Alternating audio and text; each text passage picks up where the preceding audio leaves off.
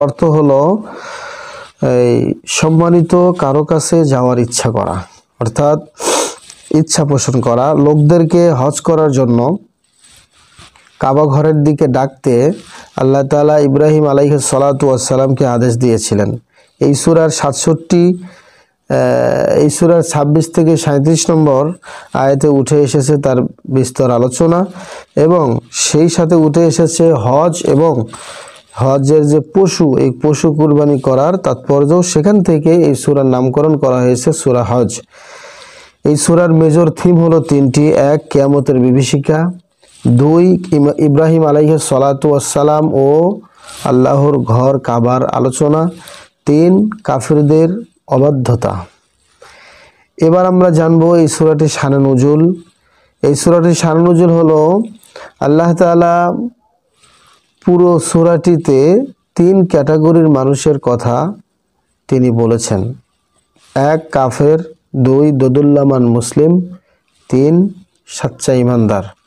কাফের, দোদুল্যমান মুসলমান এবং সাচ্চা ইমানদার, এই তিন শ্রেণীর মানুষকে নিয়ে এখানে কথা বলেছেন।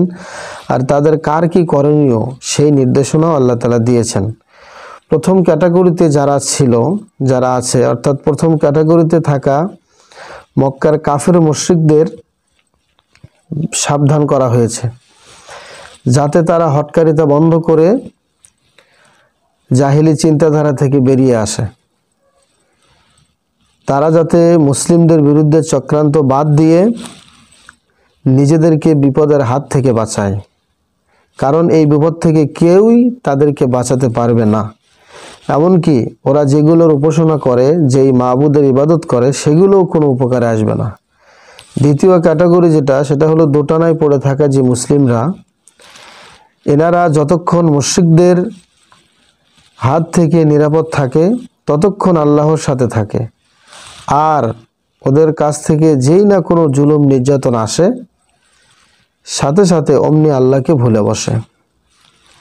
তাই আল্লাহ জানিয়ে দিলেন, আল্লাহ যদি তোমাদের কোনো বিপদে ফেলতে চান তবে কেউ তা ঠেকাতে পারবে না।